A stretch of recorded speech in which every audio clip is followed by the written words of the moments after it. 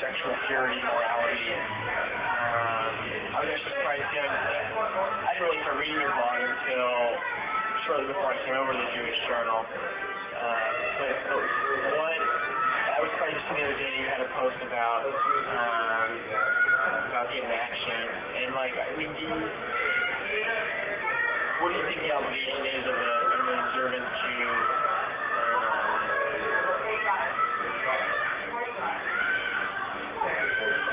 I remember I was talking with the shiksa on the south side, and I said something raunchy. She responded, "You're an Orthodox Jew." And I said, "I'm an Orthodox Jew with an erection."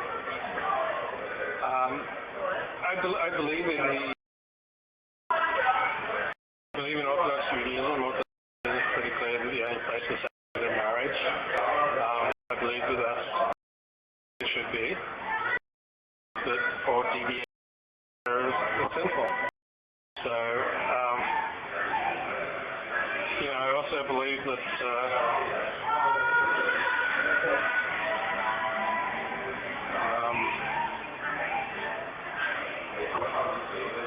I'm not going to resist an attractive woman. So, it's a sin outside of marriage. I totally agree. I don't think it's illicit. I don't think it's okay. I don't think it's good. But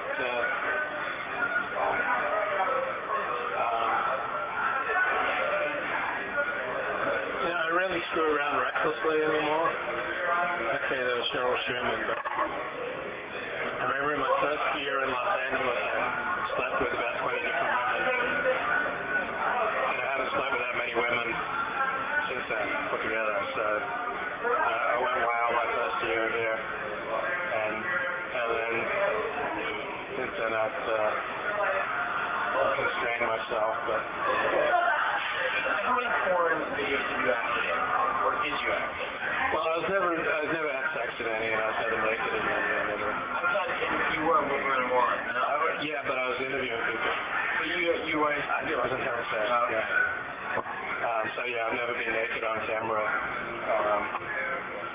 I've never had sex on camera. I never would. I meant to do there's a site, it's like IMDb for adult video. IAFD. Yeah, I meant to check that yesterday.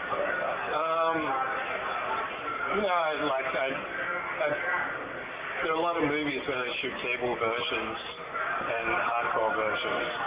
And so, one movie I played in Unscrupulous Rider, The Triple Effect.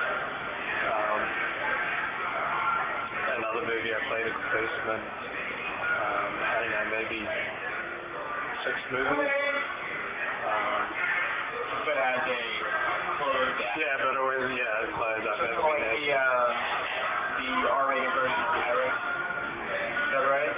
Yeah, exactly. Yeah, except I wasn't even R-rated in my role. But yeah, I'm probably about half a dozen. And all in 1996. Or one in 97. But I haven't done anything in 10 years. What drew you to becoming a porn watchdog? Or I've read where I saw that you haven't watched a porn video in 8 years, you don't own porn, but you were clearly, everybody knows a good reporter is somebody who's passionate about what you're covering. Every journalist knows that. Every person knows that. But what drew you to covering pornography? That's not as big a question as it sounds. No, I think the principal answer is just a pragmatic one. It was the only topic I could get a book published on. It was the only topic that I could earn a living from. From 1995 until 1998, I lived in desperate poverty. All my credit cards were maxed out, and with pretty stiff interest rate fees, etc., coming due every month. I didn't have any, marketable skills. I worked as a secretary. I was in various places, and attempt. So because of the high stigma that attaches to the subject, almost no decent person will write about it, and so that left it open to indecent persons such as myself, and that enabled me to earn a living from it. And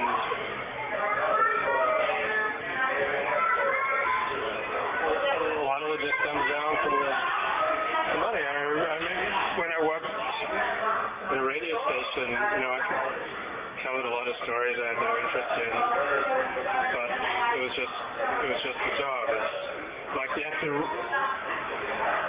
to write a lot of stories you have no interest in to write those few stories that you're passionate about. Yeah, I know you are. So I'd say that foreign people are frequently very interested, and many of the issues that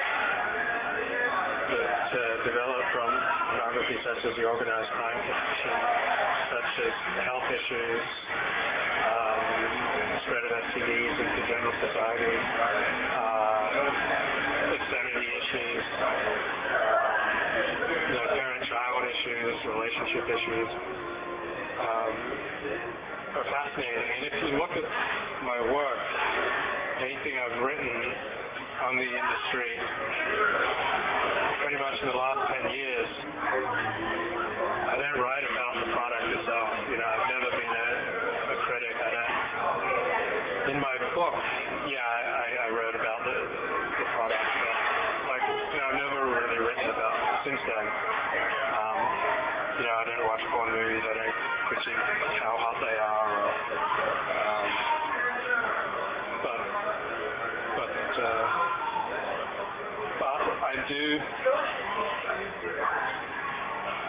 I do have psychological, moral flaws that were tapped into. I remember, I came from a very religious upbringing where, missionary or pastor. He had 2 PhDs, so he's both an academic professor at Adventist colleges, and he was also an evangelist. So this was always regarded as the biggest thing in conservative Christian circles. Sexual sins are regarded as the biggest sin. So I had a very strong reaction to that, in that I became unduly fascinated by the topic of illicit sex. I think in reaction to that, and I think that forever affected my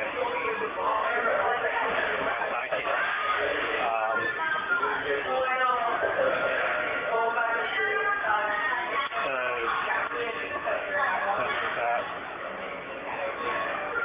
And then, just as with the as a blogger, I have to pick up the crap. I pick up the droppings that polite reporters don't want to touch. These polite reporters don't want to touch the man's marriage until someone else had legitimated it. They didn't want to touch the string of HIV infections in the porn industry. All sorts of yucky stories. I did this long series about this woman, Marsha Platkin, who alleged that she was sexually harassed at the University of Judaism. She lost her lawsuits against the university, and nobody else thought there was a story in there. Marsha, M-A-R-S-H-A, Platkin, P-L-A-F-K-I-N. And so this was someone who'd been, that no other journalist would touch.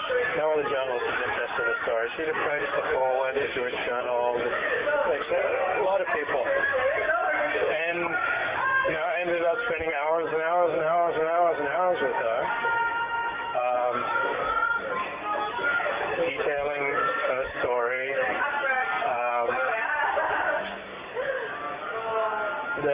It's not a prestigious story. It's not a clear story.